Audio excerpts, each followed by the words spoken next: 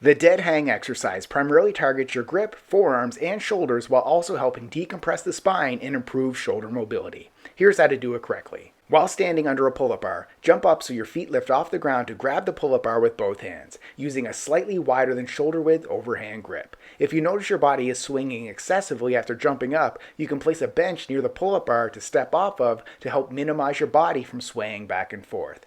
Hang freely as you let your body relax into a straight vertical position with your arms fully extended.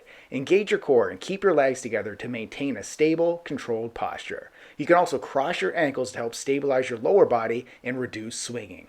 Breathe steadily and hold the position for time.